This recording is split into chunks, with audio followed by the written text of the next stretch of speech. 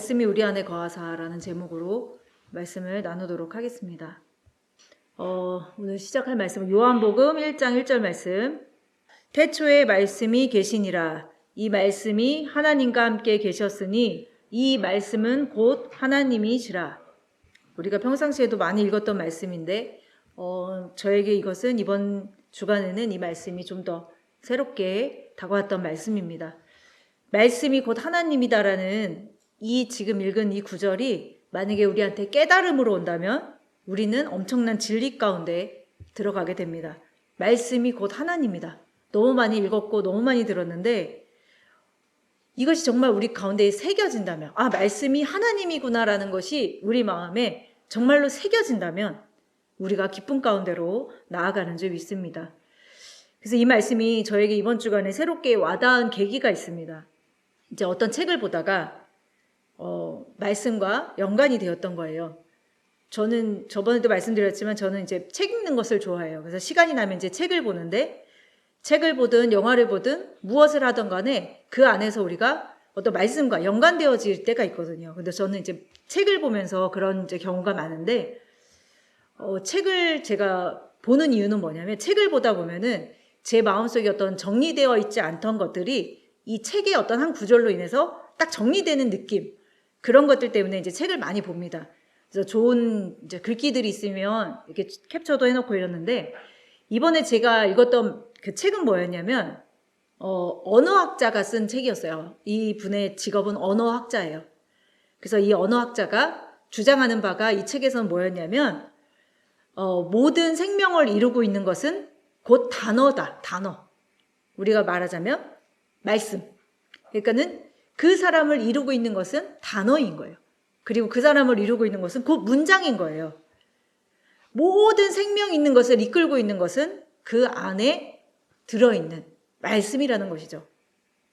근데 이 분은 믿는 자는 아니겠죠. 이분은 굉장히 문학적으로 이것을 풀어놓은 거예요. 자기가 깨달은 바, 자기가 이제 이분이 언어를 연구하다 보니까 이 언어라는 것이 사람을 이루고 있구나. 그리고 그 사람에게서 나오는 것은 곧 그 사람 안에 있는 언어들이구나라고 깨달은 거예요. 이 사람은 문학적으로 깨달은 거예요. 근데 저는 그거를 말씀으로 가져와서 이 말씀과 이제 접목이 된 것이죠.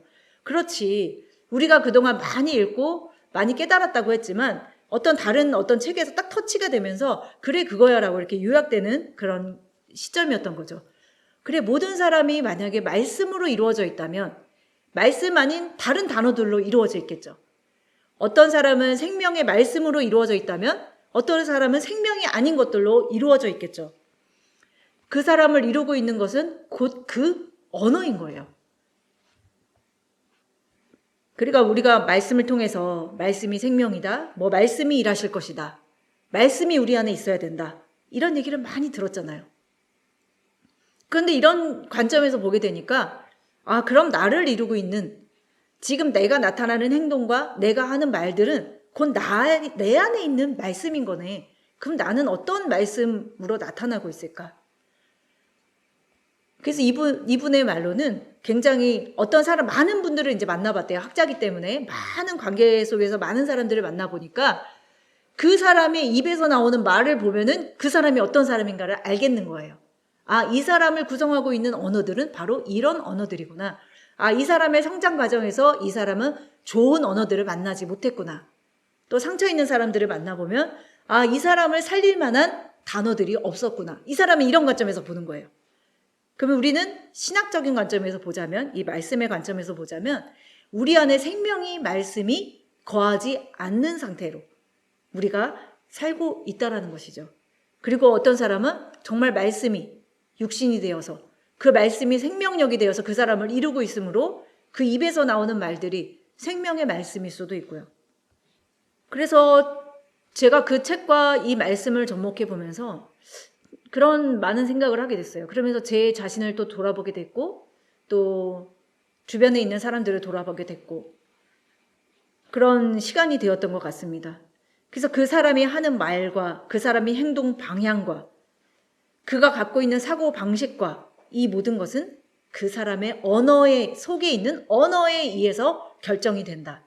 그 사람에게 지금까지 심겨진 그 언어가 그 사람을 결정한다라는 것이죠. 그래서 우리가 옛날에 깨달은 말씀들, 옛 사고, 옛 단어들, 옛 문장들에서 더 이상 나아가지 않고 옛 것을 계속 가지고 있는 상태는 그 사람 안에 새로운 것이 없었던 거예요. 새로운 말씀의 깨달음이 없었던 거예요. 그러니까는 옛 부대를 붙들고 있는 삶을 살고 있는 것이죠. 더 이상 말씀을 듣지 않는 상태인 거예요. 그러니까 더 이상 생명으로 나아갈 수 없는 것이죠. 우리가 세상에서 이런 말을 합니다. 어떤 사람들을 보고서 꼰대라는 말을 해요. 꼰대. 꼰대라는 말 아마 못 들어보셨을 거예요. 꼰대. 어른들은 들어보셨을 텐데 꼰대라는 거를 뭐라고 정의를 했냐면 이분은 이런 정의를 내렸습니다. 꼰대라는 것은 입력은 없는데 출력만 하는 사람이 꼰대라는 거예요. 그것은 젊고 늙고 간에 상관이 없어요. 내 안에 들어오는 것은 없는데 내가 지혜를 습득하고 지식을 습득하는 것은 없는데 옛 사고 방식과 옛날에 내가 알았던 것들로 계속 출력, 입으로 말만 하는 사람을 꼰대라고 해요. 우리가 그런 사람을 좀 이렇게 비하해서 말하는 말이 꼰대인데 저는 이게 정말 유쾌한 정의라고 생각을 했습니다. 아, 진짜 맞다. 우리의 삶 속에서도 입력은 없는데 말만 많은 사람들이 얼마나 많은가. 세상에서도 많지만 우리 신앙 가운데서도 전도한답시고 내가 옆 사람을 어떻게 변화시킨답시고 말은 많이 하는데 사실 그 안에는 생명의 말씀이 있지가 않은 거예요. 생명의 말씀이 없는 상태에서 빈수레로 요란한 떠들만 있으니까 그것은 영적 꼰대인 것이죠. 그러면은 예를 들어서 사람들이 꼰대 이야기를 듣기 좋아합니까? 싫어해요. 아, 저 사람 꼰대다. 아, 듣기 싫어해요. 바로 우리가 영적 꼰대가 되면은 그렇게 되는 거예요. 내 안에 생명의 말씀이 거하지 않으면서 요란한 소리만 내는 영적인 꼰대가 되는 것이죠. 가짜 선생이 되는 것입니다. 그러면 사람을 구성하는 것이 우리를 이루고 있는 것이 하나님이 태초에 우리를 지으신 것이 말씀으로 지으셨잖아요. 정말 말씀으로 지으셨잖아요. 말씀으로 지으셨는데 그 말씀들이 나를 구성하고 있다라면 우리는 그 말씀이 얼마나 내 안에 거하기를 사모하고 그 말씀이 나를 이뤄가기를 사모하고 있을까라고 생각을 해봤던 것이죠. 이 책에 보면 또 이런 말이 있습니다. 이건 우리 말씀에서도 한번 배웠던 적이 있습니다. 새기다라는 말을 이분이 이제 어원을 찾아서 들어간 말이 있어요. 새기다. 우리도 이제 말씀을 새기다라는 말을 많이 하잖아요. 근데 그 새긴다라는 말의 어원을 찾아 들어가 보면은 상처를 내다라는 말부터 시작해요. 새긴다는 것은 상처를 낸다라는 뜻과 같다라는 거예요. 우리가 어떤 말씀을 새길 때, 조각판을 새길 때 여러 번 그어야지 그 말씀이 새겨지잖아요. 그것처럼 새긴다라는 것은 상처를 낸다라는 의미를 갖고 있다라는 겁니다. 그러니까 어떠한 다른 말씀들이 내 안에 들어오는 것은요, 상처를 내는 거예요.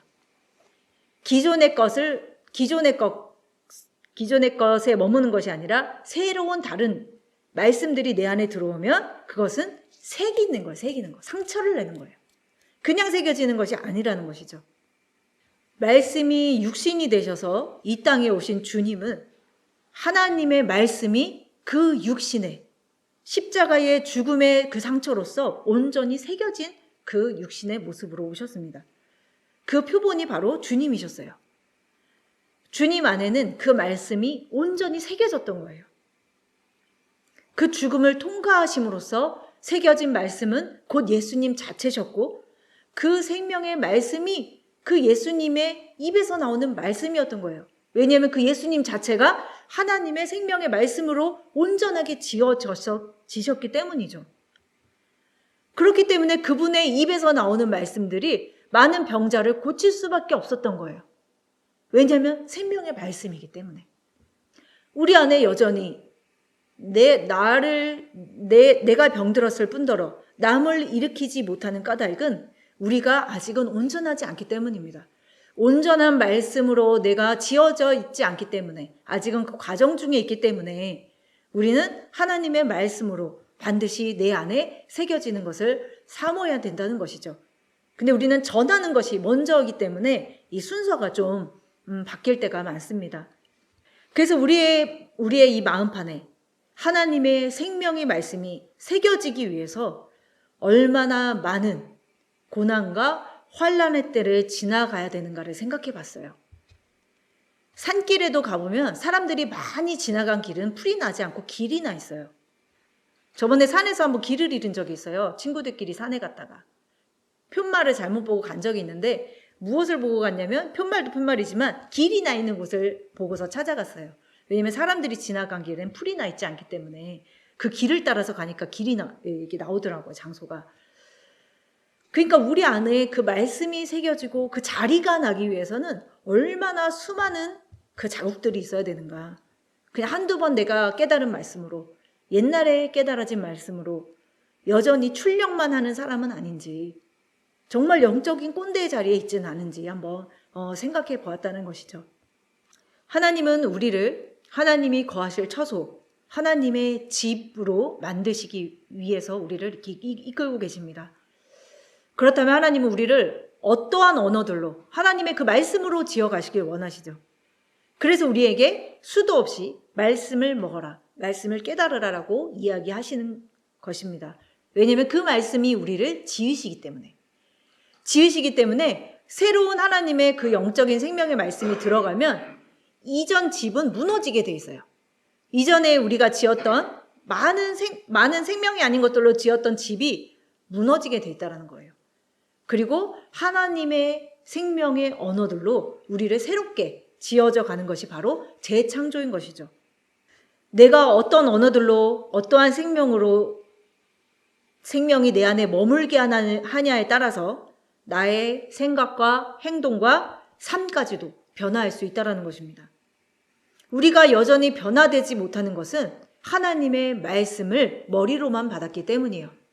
가슴으로 내려와서 그것이 새겨져서 출력이 되는 그 과정을 거치지 않고 머리에만 머물렀기 때문에 우리의 삶이 변화되지 않는 것이죠. 그 말씀이 우리 안에 들어와서 이것이 출력까지 되려면요, 이것은 반드시 체험이라는 그 과정을 겪어야 돼요.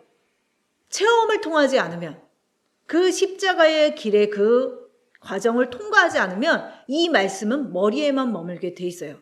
이 앞에 지금 불이 있는데 불이 뜨겁다라는 것은 우리는 경험을 통해서 알게 돼 있어요. 이것을 눈으로만 보아서 저것이 뜨겁다라는 것을 지식으로는 알 수 있지만 만져보아야지 이것이 뜨겁다라는 것을 알게 되잖아요. 아기 때 보면은 뜨거라고 그것을 인지하게 되는 것처럼 우리의 하나님의 말씀도 내 안에 들어오셔서 그것이 우리 삶 속에서 나타나서 그것을 체험이라는 과정을 통해서, 연단 과정을 통해서만이 그 말씀이 새겨지는 것까지를 가게 되는 것이죠. 우리가 지금 새해를 맞이했고 또 새해의 다짐들을 하는 이 과정에서, 이 시점에서 우리가 주의 말씀으로 내 안에 채우는 것을 하지 않는다면 그것은 다 부질없는 다짐이라는 것입니다. 나를 변화시키는 것은 하나님의 말씀뿐이에요. 다른 세상의 어떤 언어들이 나를 변화시키는 것 같지만 그것은 진정한 생명은 아닌 것이죠. 하지만 그런 다른 언어들도 우리를 일으키는 언어들이 굉장히 많아요. 저 같은 경우에도 다른 책들을 보다가도 와라고 막 이렇게 박수 칠 때도 있고 막 감동을 받을 때도 있어요.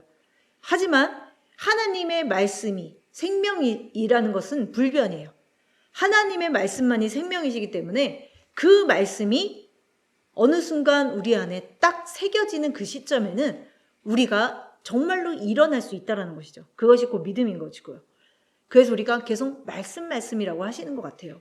말씀을 봐야 된다. 말씀을 읽어야 된다. 말씀이 살린다. 그럼 우리는 이렇게 생각할 수 있잖아요. 왜 이 교회는 이렇게 맨날 말씀 타령이야. 왜 맨날 말씀만 한 거야. 그런데 진짜로 말씀이 일하시거든요. 지금에서야 다시 한번 깨닫게 되니까 말씀이 하는 거구나. 말씀이 내 안에 들어와야지 그 말씀이 나를 일으키는 원동력이 되는 것이구나. 나를 무너뜨리는 것도 말씀이고 나를 다시 세우는 것도 말씀이구나. 그러다 보니까 말씀밖에 할 수가 없는 거예요. 진짜 말씀밖에 없구나. 그럼 내 삶이 지금 삐그덕거리고 있다면, 내 삶에 지금 뭔가가 삐그덕거리고 있다면 지금 그 과정을 겪고 계신 거예요. 말씀이 내 안에 들어와서, 어떤 분은 내 안에 들어와서 그 말씀이 옛 성전을, 그 우상 제단을 무너뜨리는 그 과정에 있을 수도 있는 것이고, 다 모양은 다를지라도 그 과정 속에 있는 것이죠. 이 과정이 제가 이렇게 말로 쉽게 단순하게 정의해서 한 문장으로 얘기할 수 있는 것처럼 단순하면 얼마나 좋겠습니까? 하지만 말씀이 새겨진다는 것은 아까 상처를 낸다는 거였잖아요. 말씀이 새겨진다는 것은 다시 말하면 십자가의 그 과정, 죽음을 통과하는 그 길이 반드시 있다라는 것이에요. 그 길을 통과하지 않고 말씀이 새겨지지가 않는다는 거예요. 그 새겨지는 일이 없이 우리가 하나님의 성도가 된다는 것은 불가능한 일이에요. 그거는 가짜 성도, 모습만 가진 쭉정이 성도인 것입니다. 하나님이 인치시는 것은 하나님의 말씀을 새긴다라고 목사님들 통해서 많이 말씀하셨습니다. 인을 친다는 것은 말씀이 새겨진 것을 말하는 거예요. 왜냐하면 그 말씀이 생명이기 때문에. 그래서 우리가 성도라는 말을 참 좋아하고 다들 성도 하지만 성도라는 것은 그 말씀이 새겨진 자를 이야기하는 거예요. 그 말씀이 내 안에 들어와서 상처를 내는 자, 상처가 난 자. 본문으로 돌아가서요. 요한복음 1장 1절을 제가 이제 서두에 읽었는데 서두에 읽지 않았군요. 네, 요한복음 1장 1절부터 다시 읽겠습니다. 태초에 말씀이 계시니라. 이 말씀이 하나님과 함께 계셨으니 이 말씀은 곧 하나님이시라. 그가 태초에 하나님과 함께 계셨고 만물이 그로 말미암아 지은 바 되었으니 지은 것이 하나도 그가 없이는 된 것이 없느니라. 그 안에 생명이 있었으니 이 생명은 사람들의 빛이라 라고 이야기하고 있습니다. 여기에 주목하자는 거예요. 저부터가 만물이 그로 말미암아 지은 바 되었다라는 거예요. 말씀으로 이루어져 있다는 거예요. 만물이 다. 그래서 우리가 내 안에 그 말씀이 흔들리는 것은 진짜 지각변동처럼 어마어마한 일이라는 거예요. 만물이 그로 말미암아 지은 바 되었으니. 우리 선교사님이 하나님의 말씀으로 지은 바 되었다는 거예요. 하나님의 말씀으로 이루어져 있다는 거예요. 그런데 다른 말씀들, 다른 교훈들이 들어와 있으면 내가 온전히 설 수가 없는 거예요. 그 상태는 바로 뭐냐면 저부터도 병든 것, 악한 것, 저는 것, 약한 것이겠죠. 왜? 하나님의 생명의 말씀이 나를 온전히 세우지 못했기 때문에 내가 다른 말씀, 다른 교훈으로 있는 상태가 바로 병든 상태라는 것이죠. 다른 진리, 다른 복음. 우린 다 그 과정에 있어요. 누구는 하나님의 말씀으로 온전히 세워졌고 나는 막 병들어서 이게 아니에요. 우리는 다 그 과정이에요. 모두 병든 상태라는 것이죠. 지금 이 시점에서 우리는 환란의 때라고 이야기합니다. 전 세계적으로 외형적으로 보다 환란의 때지만 진짜 환란은 우리 안에서 일어나잖아요. 진짜 환란은 뭐냐면 하나님의 말씀이 우리를 치시는 게 바로 진짜 환란이에요. 말씀이 친다는 건 뭐냐면 옛 구조를 떠나가게 하는 것이 말씀이 친다는 거예요. 그것은 은혜인 것이죠. 왜냐하면 옛 구조가 떠나가야 되니까. 그러면은 이 환란의 때를 우리가 지나갈 수 있는 그 환란의 양식이 내 안에 있는지, 그것이 없으면 우리는 다 무너지게 돼 있다라는 거예요. 고생의 떡, 환란의 떡, 환란 때에 먹을 수 있는 그 양식, 때를 따라 주는 그 양식이 내 안에 있는지. 우리가 편안할 땐 모르거든요. 편안할 때는요, 내 안에 양식이 없다는 것을 깨달을 수가 없어요. 왜냐하면 세상이 주는 양식으로도 충분히 즐겁고 행복해요. 그런데 우리 가운데 환란이 오게 되면 그때는 알게 돼요. 내 안에 나를 이끌어갈 수 있는, 나를 지탱할 수 있는 생명의 말씀이 없구나. 그것을 알게 됩니다. 하나님이 우리를 사랑하시기 때문에 우리의 육신은 환란을 통과하지 않고는, 환란이 없이는 하나님의 말씀을 찾는 구조가 아니에요. 저를 보니까 그래요. 근데 감사하게도 들은 것은 있어서 환란이 오면 내 안에 말씀의 부재함을 알게 돼요. 나를 이끌어갈 수 있는 하나님의 강력한 그 환란 때에 먹을 수 있는 양식, 피난처가 어딘지를 아는 것만으로도 가장 큰 은혜구나. 다른 데로 도망가지 않고 환란의 때에 산으로 도망갈 수 있다라는 그 장소를 아는 것만으로도 은혜구나. 지금은요.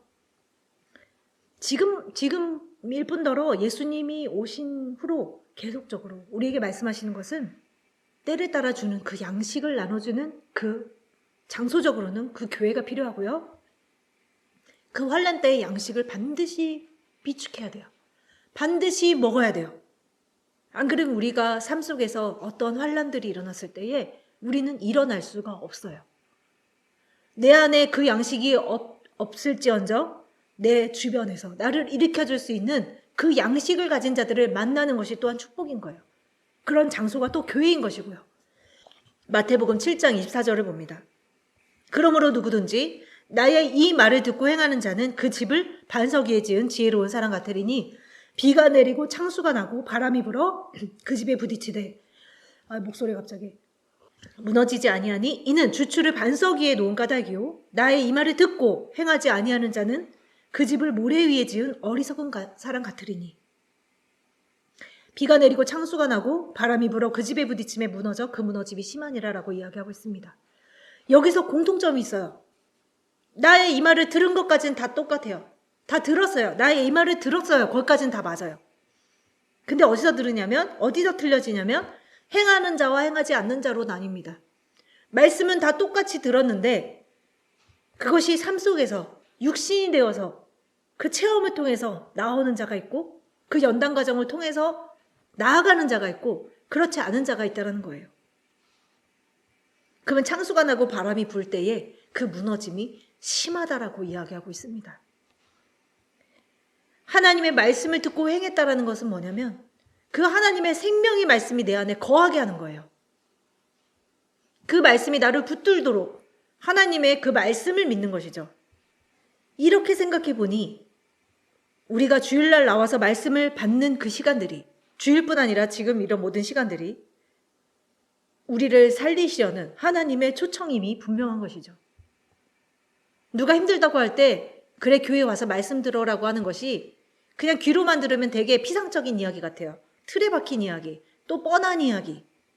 그런데 만약에 이것이 우리가 깨달음으로 전하여진다면 정말 그 간절한 마음으로 이 사람이 정말 하나님의 그 말씀 듣기를 정말 너무나도 원하여서 그 마음으로 또 전하고 또 오는 사람들이 이 말씀이 나를 살리겠구나라는 마음으로 나온다면 우리 안에서 조금 다른 역사가 일어나지 않을까 한번 기대를 해보는 것이죠. 근데 그동안 손가락 사이로 흘려보낸 말씀이 얼마나 많을까. 왜냐면 이제는 만나가 지겹거든요. 만나를 너무 많이 먹어서 이제는 그 만나가 지겨워졌어요. 왜냐면 들었던 말씀이고 먹었던 말씀인 거예요. 그러니까 이제 지겨우니까 우리는 지금 무엇을 구하냐면 메추라기를 구하게 되는 거예요. 이제 더 이상 그 말씀이 뭐 변화되는 것 같지도 않고 맨날 똑같은 말씀이니까 이제는 나는 메추라기를 구하게 되는 거예요. 좀 더 자극적이고 좀 더 뭔가 나타나고 나를 충족하게 해주는 말씀들을 구하게 될 수밖에 없다는 것이죠. 그런 장면들을 보면서 그렇구나, 나의 이야기구나. 만나의 소중함을 잃어가는 거예요. 메추라기는 당장 우리의 배를 채워줍니다. 그리고 혀를 즐겁게 해줘요. 메추라기는요. 하지만 우리를 구원으로 이끄는 그 생명의 말씀이 아니라는 거예요. 그것은 우리가 원하는 말씀. 내가 갈급해서 내가 듣고자 하는 말씀. 다른 말로 하면 탐욕. 탐욕을 우리는 원한다라는 거예요. 나를 충족시켜주는 그 말씀들을 원하고 있다는 것입니다. 그러니까 우리가 진정한 그 만나를 원하는 그 지경까지 가려면 얼마나 더 깨지고 부서져야 되는 것일까 생각해 본다는 것입니다. 얼마나 완악하면 시편 19편 4절부터 보겠습니다.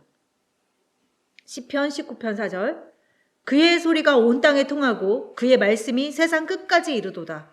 하나님이 해를 위하여 하늘에 장막을 베푸셨도다. 해는 그의 신방에서 나오는 신랑과 같고 그의 길을 달리는 기뻐하는 장사 같아서 하늘이 끝에서 나와서 하늘 저 끝까지 운행하며 그의 열기에서 피할 자가 없도다. 여호와의 율법은 완전하여 영혼을 소성시키며 여호와의 증거는 확실하여 우둔한 자를 지혜롭게 하며 여호와의 교훈은 정직하여 마음을 기쁘게 하고 여호와의 계명은 순결하여 눈을 밝게 하는도다. 여호와를 경외하는 도는 정결하여 영혼까지 이루고 여호와의 법도 진실하여 다 의로우니 금 곧 많은 순금보다 더 사모할 것이며 꿀과 송이꿀보다 더 달도다. 또 주의 종이 이것으로 경고를 받고 이것을 지킴으로 상이 크니이다라고 이야기하고 있습니다. 우리가 몸에 좋다는 양약은 참 많이 찾아 먹죠. 한약도 먹고 다 먹는데 지금 하나님의 말씀이 보면은요. 이렇게 좋은 게 없는 거예요. 이렇게 그 영혼을 소성시키고 우둔한 자를 깨우치시고 그 정직하게 하시고 마음을 기쁘게 하시고 근데 눈도 밝게 하신대요. 근데 우리는 이거 안 찾는 거예요. 이 말씀 찾고 싶지 않아요. 우리는 매출하기를 원해요. 몸에 좋은 거, 당장 나타나는 거. 그래서 이런 말씀이란 단어로만 우리 이제 지금 막 새롭게 오신 분들이 픽트리 많이 사용하시잖아요. 말씀이란 단어로만 픽트리를 찾아서 한번 들어가 보셔서 한 구절 한 구절 한 구절 다 읽어보신다면은 아마 오늘 지금 저를 통해서 나눈 그 말씀이 나를 이루고 있다라는 그 말씀이 좀 더 깊게 깨달아질 거라고 믿습니다. 요한 1서 2장 14절 보겠습니다. 요한 1서 2장 14절. 아이들아 내가 너희에게 쓴 것은 너희가 아버지를 알았으며 아비들아 내가 너희에게 쓴 것은 너희가 태초부터 계시니를 알았으며 청년들아 내가 너희에게 쓴 것은 너희가 강하고 하나님의 말씀이 너희 안에 거하시며 너희가 흉악한 자를 이겼음이라 라고 이야기하고 있습니다. 말씀이 우리 안에 거하게 되면 말씀이 나를 이루게 되면요 흉악한 자를 이겼다는 것은 뭐냐면 어떤 상대방을 이겼다는 게 아니에요. 먼저는 내 안에 흉악한 자가 있어요. 그 흉악하다라는 것은 뭐냐면 원어로 보면은 병든 거, 약한 거, 악한 것을 이야기하는 거예요. 내 안에 흉악한 자가 있어요. 우리는 그 자를 절대로 다른 지식, 서적을 통해서 이길 수가 없어요. 그 흉악한 자는 지금 읽은 말씀처럼 하나님의 말씀이 너희 안에 거하면 이기는 거예요. 하나님의 말씀이 너희 안에 거하면 너희가 흉악한 자를 이긴대요. 이것을 오늘 우리는 붙들기를 원해요. 그 흉악한 자는 악하고 병들고 저는 것들, 내 안에 있는 흉악한 자가 있어요. 근데 하나님의 말씀이 없으면 흉악한 자 이길 수 없어요. 창세기 말씀에 보면은 마른 이삭이 그 곡식을 이렇게 삼키나요? 아니면 마른 소가, 빼짝 마른 소가 통통한 소를 이렇게 삼키는 그런 말씀, 비유의 말씀이 있잖아요. 흉악한 것이요 절대로 우리가 흉악한 것을 이길 수가 없어요. 삼켜요. 흉악한 것이 우리를 삼킨다니까요. 근데 하나님의 말씀이 우리 안에 거하면 그 반대가 되는 거예요. 하나님의 말씀은 왜냐하면 생명이시기 때문에 그 흉악한 것을 삼키는 거예요. 그럼 우리가 우리의 영적 상태를 살펴서 정말 이 흉악한 자를 이기는 일이 이 해가 시작되면서 있기를 원한다면 가장 먼저 해야 될 것은 뭐냐면 하나님의 말씀이 너희 안에 거하게 하는 것, 여기에 집중해야 된다는 거예요. 지금 읽은 말씀처럼 너희가 강하고 하나님의 말씀이 너희 안에 거하시며 너희가 흉악한 자를 이겼음이라. 이 일이 우리 가운데 있기를 원한다면 하나님의 말씀이 너희 안에 거하게 하라는 거예요. 말씀이 우리 안에 거하게 되면 반드시 그 일이 있다라는 것입니다. 그래서 예수님이 이 땅에 오셔서 그 입을 벌려 말씀하심으로 일어났던 일들이 뭡니까? 흉악한 자를 이기는 것을 보여주셨잖아요. 겉으로. 병든 자가 일어났잖아요. 그리고 귀신 들린 자가 쫓겨났잖아요. 그리고 죽은 자가 일어났잖아요. 이게 다 뭐냐면 흉악한 자를 이기는 모습을 겉으로 보여주신 거예요. 무엇으로? 하나님의 말씀으로. 예수님은 보여주셨어요. 눈으로. 보게끔 하셨어요. 근데 우리는 지금 보이는 예수님이 아니잖아요. 내 안에서 일어나는 것을 우리가 보게 될 거라는 거예요. 내 안에 흉악한 것들이 제하여지는 것을 보게 될 거라는 것이죠. 요한복음 6장 27절 말씀을 보겠습니다. 썩을 양식을 위하여 일하지 말고 영생하도록 있는 양식을 위하여 일하라. 이 양식은 인자가 너희에게 주리니 인자는 아버지 하나님께서 인치신 자니라 라고 이야기하고 있습니다. 네, 맞습니다. 더 이상 무슨 말을 하겠습니까? 이 말씀이 이미 이야기를 하고 있습니다. 영생하도록 있는 양식을 찾으라는 거예요. 영생의 양식, 하나님의 말씀. 그것을 찾으라는 거예요. 그것에 열심을 내라는 거예요. 일한다, 일하지 않는다라는 것은 그것에 열심을 내라는 거예요. 하나님의 그 말씀 받기를 사모하라는 것이죠. 마지막으로 하나님의 말씀, 요한복음 6장 31절 말씀 보겠습니다. 기록된 바 하늘에서 그들에게 떡을 주어 먹게 하였다함과 같이 우리 조상들은 광야에서 만나를 먹었나이다. 예수께서 이르시되 내가 진실로 진실로 너희에게 이르노니 모세가 너희에게 하늘로부터 떡을 준 것이 아니라 내 아버지께서 너희에게 하늘로부터 참떡을 주시나니 하나님의 떡은 하늘에서 내려 세상에 생명을 주시는 것이니라. 그들이 이르되 주여 이 떡을 항상 우리에게 주소서. 예수께서 이르시되 나는 생명의 떡이니 내게 오는 자는 결코 줄이지 아니할 것이요 나를 믿는 자는 영원히 목마르지 아니하리라 라고 약속하고 계십니다.